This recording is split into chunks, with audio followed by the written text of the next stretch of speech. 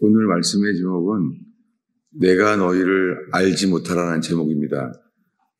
설교 제목을 이렇게 정하면서 이렇게 이 부정적인 말씀을 쓰는 그것이 오히려 깨어날 수 있나, 아니면은 이 부정적인 말이 이 율법에 매이게 되지는 않을까 살피게 됩니다.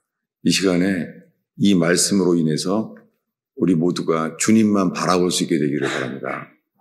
고넬료와 베드로가 처음 만났을 때 그들이 누군지, 직장이 무엇인지, 그 사회적인 그런 높낮이를 생각지 아니하고 다 하나님 앞에 있나이다 말한 것처럼 이 시간에 정말 주님만, 이 말씀으로 인해서 주만 바라볼 수 있는 시간 되기를 바랍니다. 정말 기도하겠습니다. 예수님, 일주일에 한 번 만나게 되는 이 주일 예배 가운데 주님이 긍휼히 여겨 주셔서 주님이 1시간 동안의 예배 가운데 역사하시옵소서. 당신의 기회만 되게 하옵소서.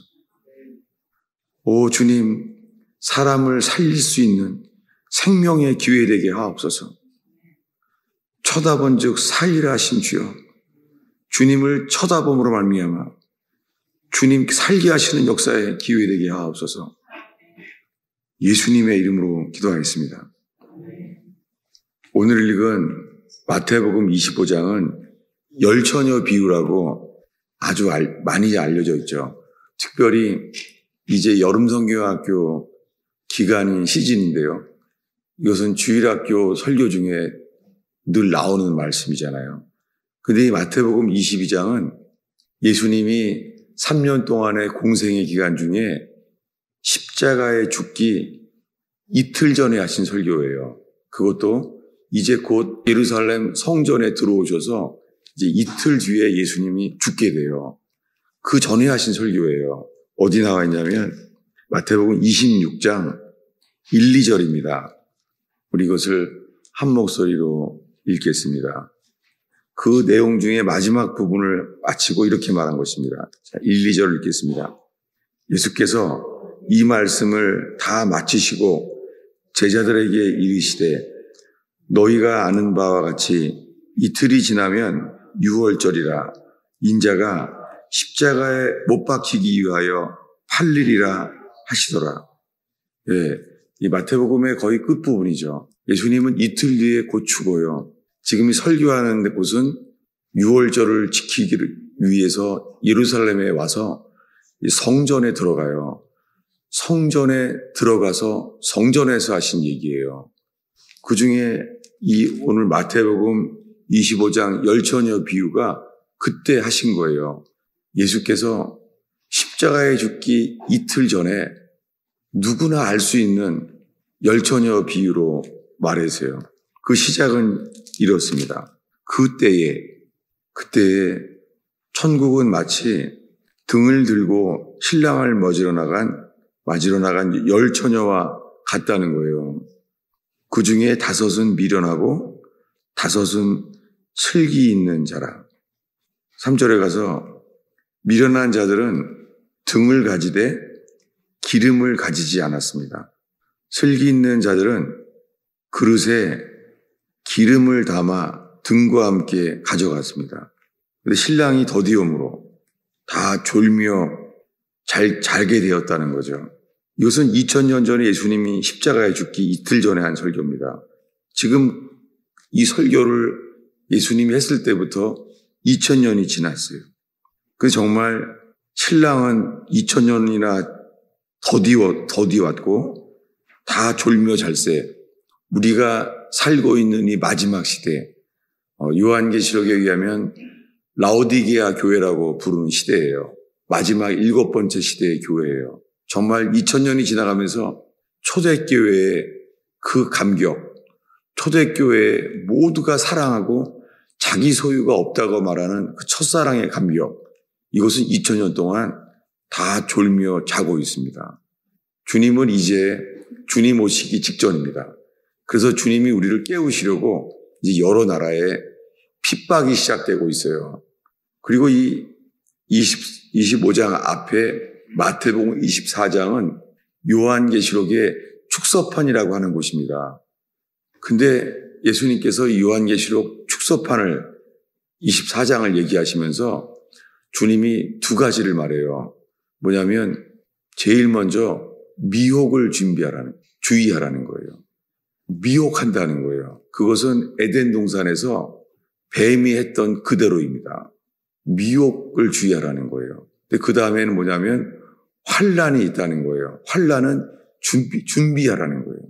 그래서 이 마태복음 24장에 이 요한계시록에 대한 키워드는 미혹과 환난이에요. 여러분, 지금 우리가 살고 있는 곳은 온 땅에 미혹이 가득해요. 미혹. 그래서 미혹이 다 차기 때문에 알 수 있는 것은 이제는 미혹이 다 찼으면은 이제 환난이 옵니다. 여러분, 이제는 이 지구상에요. 예수 믿으면 자기 민족에게 순교를 당할 수 있는 나라들이 점점 늘어나고 있어요. 그래서 교회적으로 전 세계의 교회들은요, 이제 환난 가운데 들어가고 있어요. 왜 그렇습니까? 미혹이 다 찼기 때문이에요. 근데 이 오늘 읽은 말씀에 예수님이 십자가에 죽기 이틀 전에 열처녀 비유를 얘기하는데요. 이 열처녀 비유는 뭐냐면 그 2000년 동안 교회들이 초대교회에서 지금은 많이 변질됐잖아요. 우리가 예수를 믿는다고 하지만 지금처럼 지식이 넘치는 때는 없었어요. 우리는 휴대폰에서 언제든지 성경 구절을 검색할 수 있어요. 그리고 원하는 설교를 어느 설교든지 동영상으로 볼 수 있어요. 마틴 루터가 알면은 기절했을 거예요. 어떻게 이렇게 전달될 수가 있는지.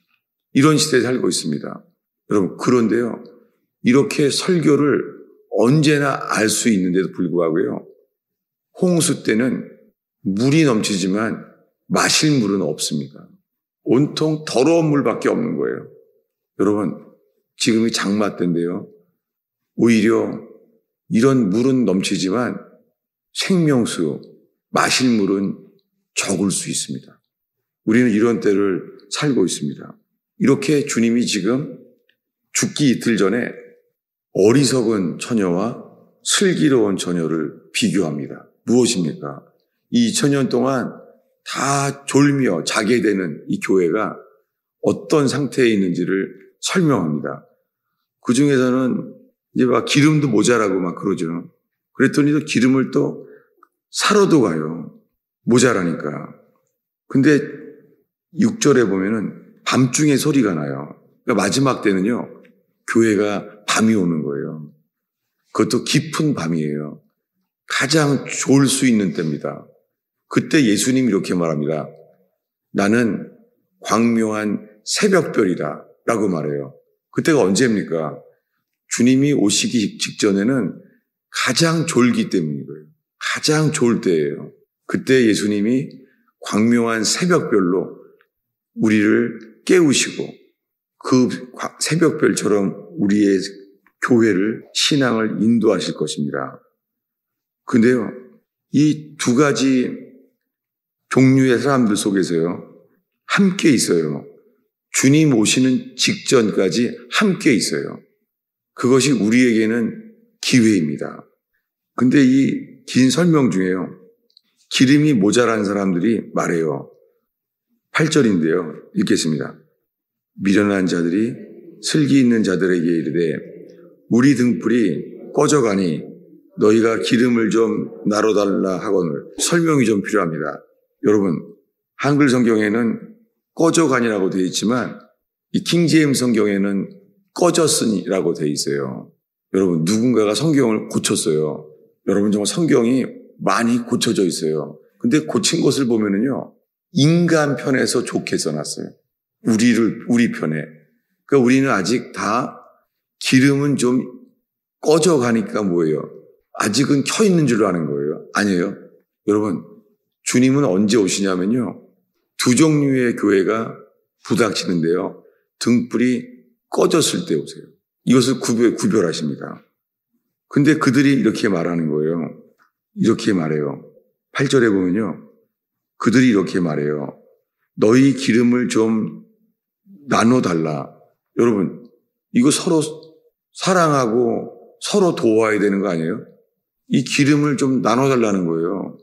다 같이 예수님을 신랑으로 믿는 교회예요. 다 예수님을 신랑으로 여기고 믿어요. 근데 기름이 모자란 거예요. 그걸 나눠달라는 거예요. 여러분, 이 구원은요, 혈통으로나 육정으로나 사람의 뜻으로 나지 않아요. 혈육으로 도울 수 있는 영역이 아니에요. 이것은 친히 주님만이 우리에게 하실 수 있는 영역이에요. 그리고 우리가 우리 입장에서는 주님만을 바랄 때 주시는 구원이에요. 그래서 주님만 바라는 자들은 그 기름을 준비가 되어서 꺼지지 않았습니다. 그래서 그들은 말합니다. 9절을 읽겠습니다. 슬기 있는 자들이 대답하여 이르되 우리와 너희가 쓰기에 다 부족할까 하노니 차라리 파는 자들에게 가서 너희 쓸 것을 사라. 이렇게 한다는 거예요. 여러분, 이렇게 오늘날의 이 마지막의 라오디아 교회는요, 교회가 세상적인 것이 섞여 있어요. 그래서 기름을 세상에서 살 수 있는 줄로 알아요. 예를 들면은 교회 안에요. 구약 성경에 하나님의 제단을 쌀 때는요, 돌로만 쌀라고 돼 있죠. 돌로 쌓여 있어요. 제단이. 근데요, 그것을 벽돌로 하지 말라는 거예요. 주님이. 인간적인 것을 섞지 않으라는 거죠. 근데 오늘날의 교회는 사실은 세상의 과학적인 여러 가지 구원을 위한 방법들이 섞이고 있어요. 여러분, 다시요. 구원은요, 하나님께만 달려 있어요. 근데 오늘날에는요, 2000년 동안 이렇게 바뀌었어요. 2000년 전부터 예수님이 전하셨던 것은 회개하라는 거예요. 회개하라. 그리고 하나님의 복음을 믿으라예요. 구원의 조건은 두 가지예요. 먼저 회개하라. 그리고요, 하나님의 복음을 믿으라는 거예요. 그런데 오늘날에는요, 회개 없이 예수 믿으라 라고 말하게 된 거예요. 여러분, 이 두 가지는 구원에 언제나 항상 필요한 거예요. 그런데 이 두 가지가 플러스 마이너스처럼요, 반대적인 경향이 있어요. 왜냐하면 예수님과 세례 요한이 말하기를 회개에 합당한 열매를 맺으라는 거예요. 이 말은 세례 요한만 말한 것이 아니라 예수님도 직접 말했어요. 뭐라고요? 회개에 합당한 열매를 맺으라는 거예요. 열매를 맺으라는 것은 무엇을 하라는 거예요. 여러분, 회개는 말로만 하는 것이 아니라 무엇인가를 해야 해요. 그런데요, 믿음에 대해서는 아니에요. 믿음에 대해서는요, 제자들이 말해요. 우리의 믿음을 더해 주십시오. 믿음이 부족한 것이 느껴지나 보죠. 믿음을 더해 주세요 했더니 예수님이 말합니다. 믿음 겨자씨만큼만 있으면 된다는 거예요. 그러니까 예수님 입장에서는 믿음은 얼만큼 있으면 돼요? 네. 믿음은 씨드예요. 믿음은 요만큼만 있으면은 천국 갈 수 있다는 거예요. 근데 회개는요, 회개는 열매를 맺으라는 거예요. 이 두 가지가 부닥칠 수가 있어요.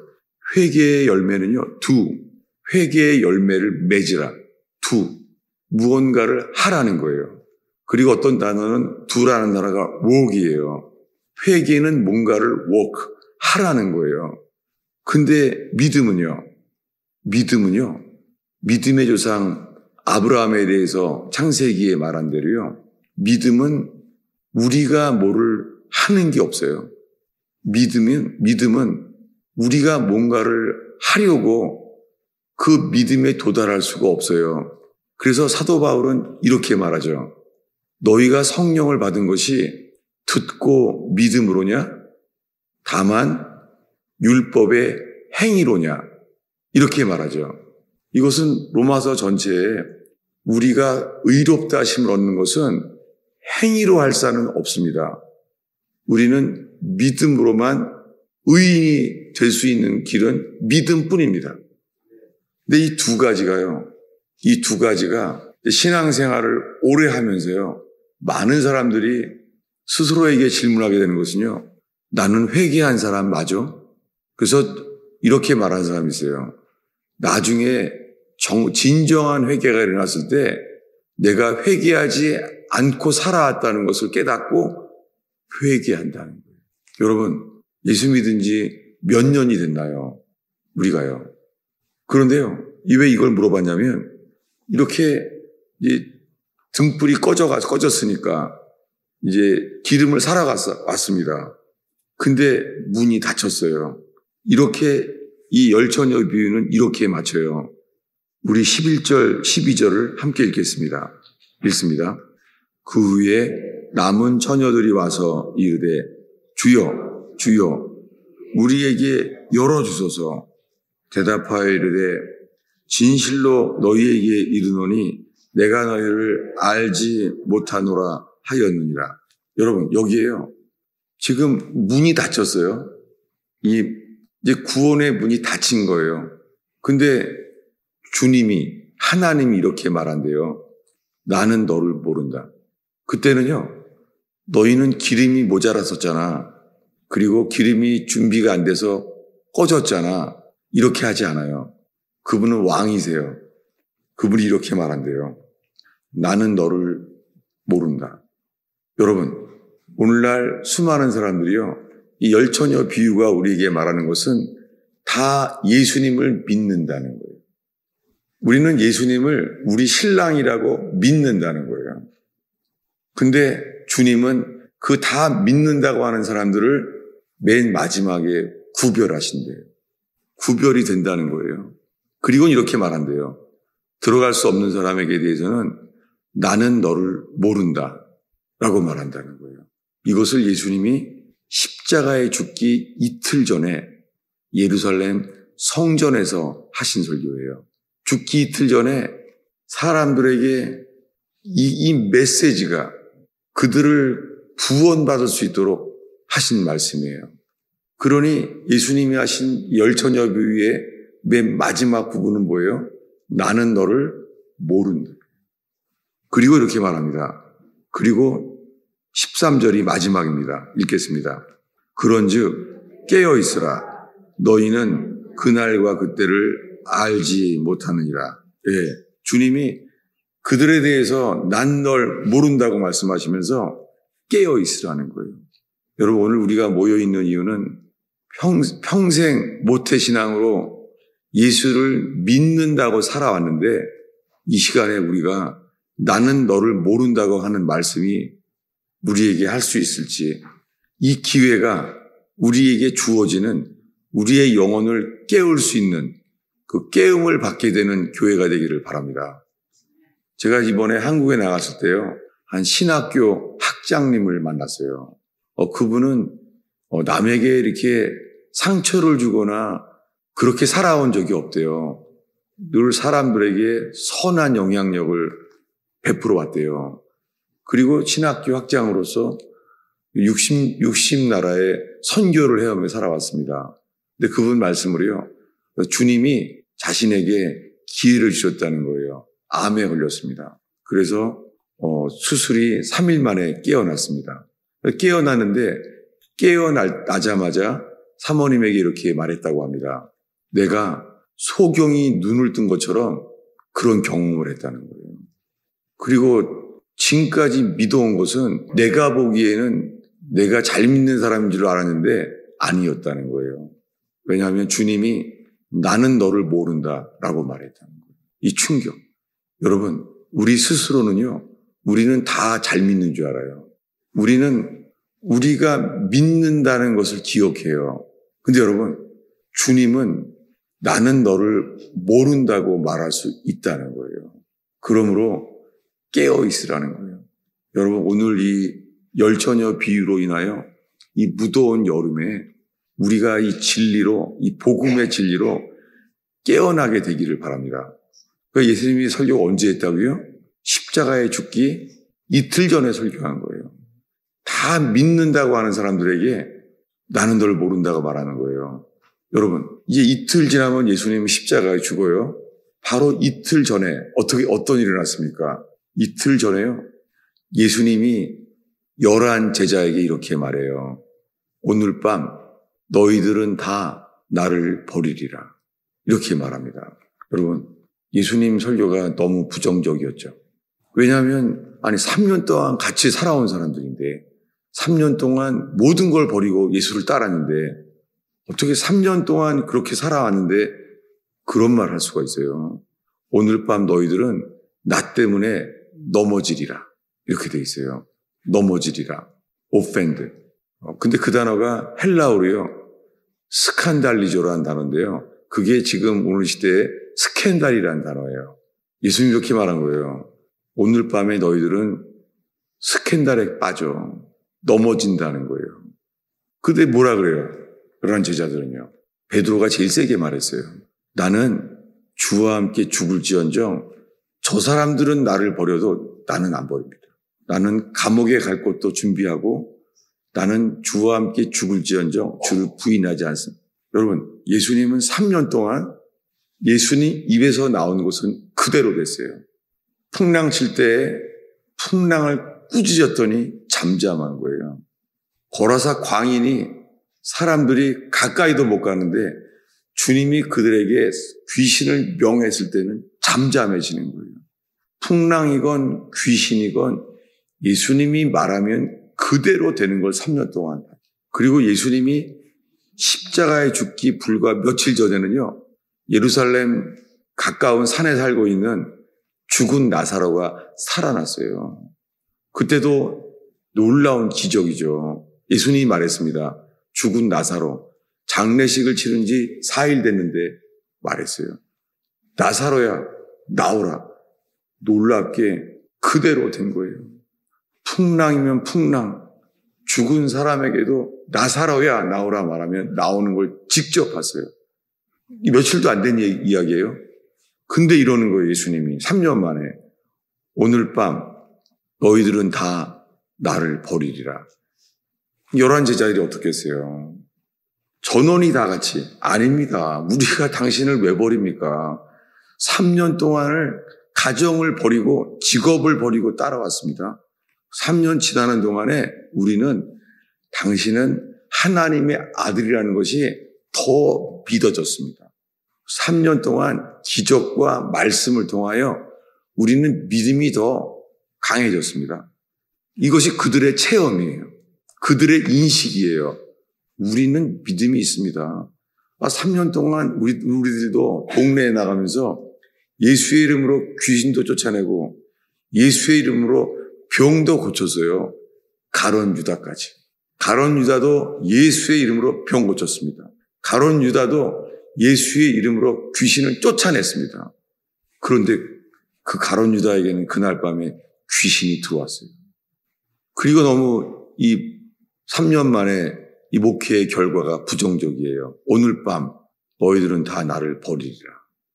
가장 세게 말했던 베드로에겐 이렇게 말합니다. 구체적으로 더 이상 부인할 수 없도록 말합니다.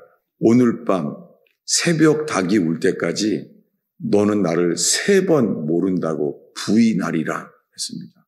아니 3년 동안 최근에 죽은 나사로가 나오라 말할 때 죽은 나사로가 살아나는 것을 본 것이 베드로 자신입니다. 아니 근데 다들 아니라는 거예요. 이것이 무엇입니까? 3년 동안 예수님이 주신 것은 자기 확신이에요. 자기 확신. 내 생각에 나는 예수를 믿고 있다는 거예요. 여러분 오늘날 수많은 교인들이요.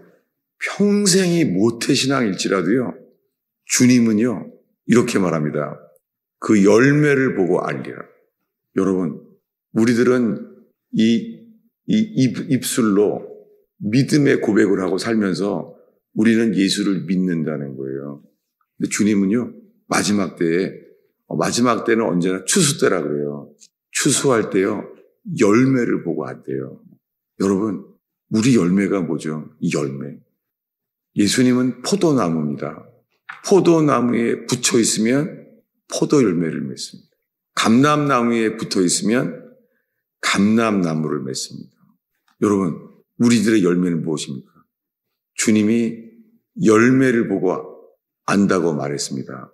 근데 오늘이 예수님이 죽기 이틀 전에 하신 열처녀 비유에서 내가 너를 모른다라고 말했잖아요. 예수님이 죽기 이틀 전이에요.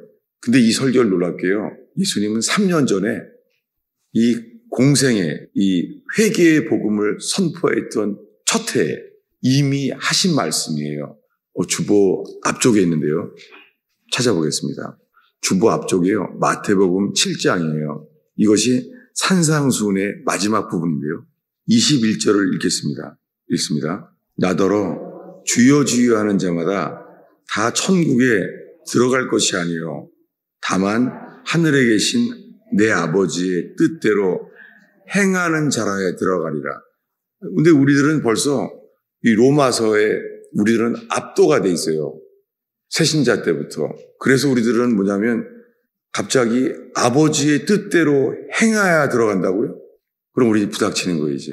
우리는 행위가 부족해도 믿음으로 구원받는데 여러분 이 두 가지가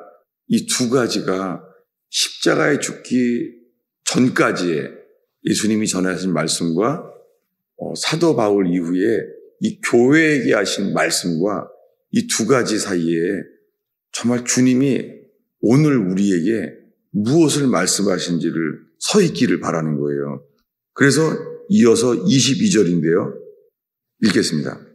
그날에 많은 사람이 나더러 이르되 주여 주여 우리가 주의 이름으로 선지자 노릇하며 주의 이름으로 귀신을 쫓아내며 주의 이름으로 많은 권능을 행하지 아니하였나이까 하리니 이렇게 말할 거라는 거예요. 우리는 뭔가를 했다는 거예요. 우리는 예수를 믿는다는 거예요. 주라고 말하면서. 이것은 우리 힘으로 못하죠. 예수님의 이름을 의지해서만 할 수 있는 거잖아요. 그런데 그들에게 이렇게 말할 거라는 거예요. 우리 23절을 읽겠습니다. 그때 내가 그들에게 밝히 말하되 내가 너희를 도무지 알지 못하니 불법을 행하는 자들아 내게서 떠나가라. 놀라운 말씀이죠. 저는 오늘 한 신학교 학장님의 간증을 들었어요. 자기 의식 안에서는 늘 선한 영향력으로 살아왔는데 정작 주님께서 왜 내게 나는 너를 모른다라고 말을 했겠습니까? 최근 들어서 제자반에서 한 멕시코 선교사님의 간증을 제가 권하고 있습니다. 그 멕시코 선교사는 빈민 선교를 하고 선하게 살아온 분이에요, 그분도. 그런데 이 차량 사고로 죽게 되었습니다. 근데 주님이 이 병원서는 이미 죽었어야 될 사람인데 생명은 주의 손에 있음을 기억하며 계속 살아났어요. 근데 그 속에서 주님을 만나는 체험을 하게 됐습니다. 그리고 다들 죽지 않고 살아있는데 놀라운 것은 주님이 그에게 난 널 모른다고 말했다는 거예요. 여러분, 이것은 뭐죠? 오늘날 수많은 사람들이요, 내가 예수님을 안다는 거예요. 3년 동안 12제자도 그런 거예요. 예수님은 하나님의 아들이야. 나는 예수님을 알아. 내가 예수님을 안다는 거예요. 근데 여러분, 주님의 심판대 앞에 선 날은요, 주님이 이렇게 말해요. 우리를 안다고 말할지, 나는 너를 모른다고 말할지, 이것을요, 이 차이점을 사도 바울은 이렇게 말해요. 주보 아래에 있는데요. 갈라디아서 4장 8, 9절이에요. 우리 이 구절도 함께 읽겠습니다. 사도 바울이 갈라디아 교회에 말하는 거예요. 그 전과 후를 나누면서 이렇게 말해요. 자, 8, 9절을 읽겠습니다. 그러나 너희가 그때에는 하나님을 알지 못하여 본질상 하나님이 아닌 자들에게 종노릇하였더니 이제는 너희가 하나님을 알 뿐 아니라 더욱이 하나님이 아신 바 되었거늘 여기요. 앞에 부분은 뭐요? 너희가 하나님을 안다고 말하면서 그 다음에 뭐라고요? 더욱이 하나님이 아신 바 되었다는 거예요. 여러분, 이 사도 바울이 교회 서신에 보면은요, 빌립보 교회는 이렇게 말해요. 어느 여자들을 말하면서 그들의 이름은 생명책에 기록되어 있느니라. 확정을 해요. 너무 부럽죠. 사도 바울이 그렇게 말하는 거예요. 그들은 생명책에 기록되어 있느니라. 뭐예요? 주님이 아신 바 된 사람들이라는 거예요. 여러분, 혹시 우리가 평생 예수님이 하나님의 아들임을 믿는다고 하는데요. 정말 쉽지 않아요. 왜냐하면 지금 이 설교의 이 두 종류를 말하면서요. 혹시 이거 떠오르지 않아요? 사형리에 나오는 로마서 10장 10절이 있어요. 뭐죠? 누구든지 주의 이름을 부르는 자는 구원을 얻으리라.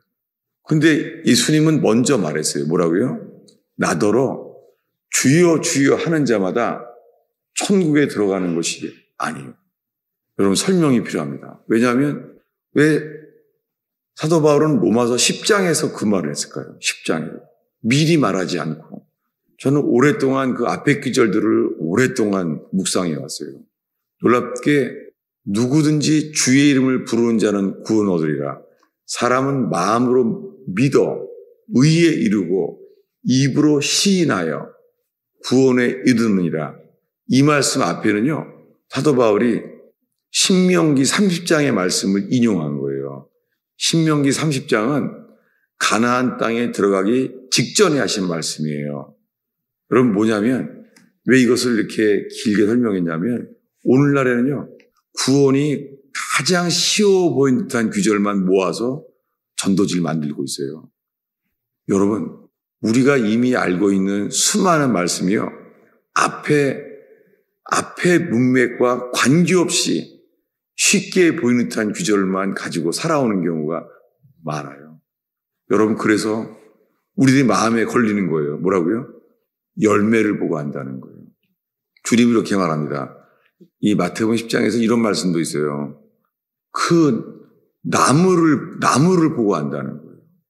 그 나무가 포도나무면 당연하게 포도 열매를 맺는다는 거예요. 여러분 근데 우리들은 이래요. 주님 나는 부족하지만 내 마음을 아시죠. 우리는 말해요. 주님 내 마음 아시죠. 근데 주님이 이렇게 말할 수 있다는 거예요. 몰라. 이렇게 말할 수 있습니다. 여러분 제가 지금 여러분들의 믿음을 이미 좀 있는데 믿음을 무너뜨리는 것인지 아니면요 구원에 이를 믿음이 아니라는 것을 깨닫게 되어서 정신을 차리고 영혼이 깨어나서 전심으로 주님을 찾게 되는지 전 이렇게 되기를 바랍니다. 그러면서 지금 마지막으로 제 자신의 이 삶의 결과를 또한 제가 회개하게 됩니다. 왜냐하면 제 설교가 이 믿음이 연약한 자들을 자라게 하는 말씀의 선포가 아니라 이 상태로는 구원 못 받아요. 제가 이것을 전제하고 설교하는 것도 많이 있어요. 그래서 제가 이것은요, 율법은 죽이는 것이요, 영은 살리는 것이라.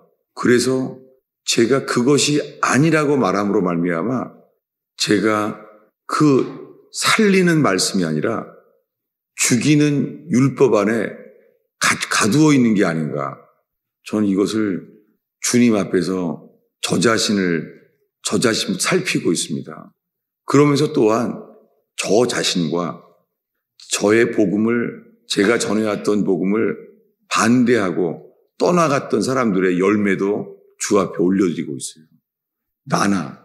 제가 복음이 아니라고 행위율법이라고 말하고 떠난 사람이든지 여러분 우리 모두는 그저 열매를 보고 알아요.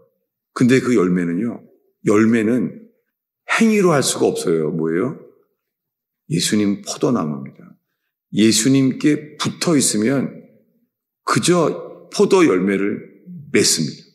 여러분 지금 이 시간에 내가 그러면 이 상태로는 구원받을 수 있나? 라고 분석한다면요, 현재 그거 자체가요, 철저히 내가 주인인 거란 뜻이에요.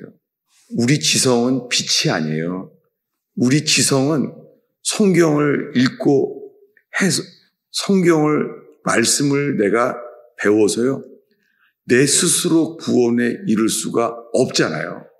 이 시간에 우리가 필요한 것은요, 어린아이처럼 전심으로 주님을 향하는 거예요. 그러면 주님이 우리에게 말씀하세요. 뭐라고요? 쳐다본 즉 살리라. 우리가 뱀에게 물린 상태라는 것을 분석할 필요도 없어요. 우리가 나는 뱀에게 물린 자입니다. 내 삶 자체가 이 불뱀에게 물린 상태의 사람입니다. 그것만 알면 돼요. 그러면 우리가 분석할 것이 아니라 이것을 인정하게 된다면 우리는 뭐 하게 됩니까? 노뱀 대신 주를 쳐다본 즉 살리라. 놀랍게 주님은 말해요. 쳐다본 즉 살리라. 여러분, 오늘 이 말씀이 주님만을 어린아이처럼 쳐다보게 되는 이 복음 앞에, 이 복음으로 인하여 그분을 바라보게 될 때 주님이 나 때문에 죽었구나. 이런 나를 위하여 십자가에 죽었구나. 이런 나를 위하여 저주를 다 받으셨구나. 여러분, 거기에 우리가 덧붙일 것은 없습니다. 어떻게 우리가 그 저주를 감당할 수가 있겠습니까?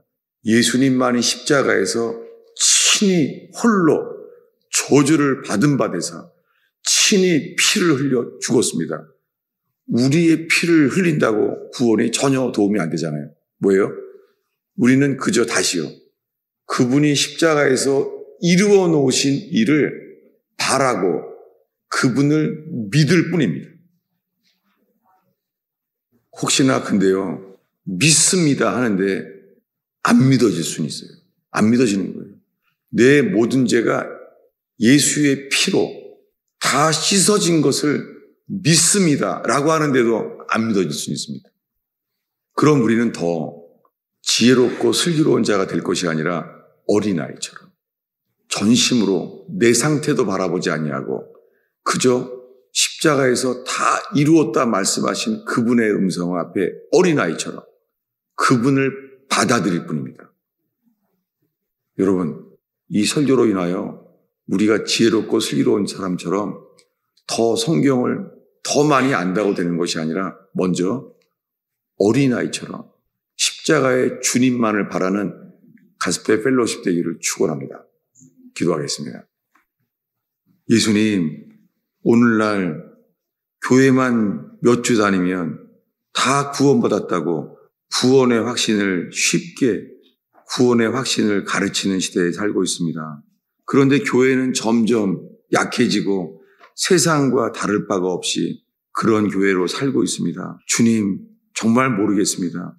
우리가 살고 있는 이 시대에 지금 우리가 예배하는 이 가스펠 펠로십 교회에 주님이 무슨 말씀으로 저희를 깨우시기를 원해 하시는지 주님만을 바랄 뿐입니다. 주님, 이 시간에 함께 전심으로 어린아이처럼 주님만을 바라나이다. 예수님의 이름으로 기도하겠습니다.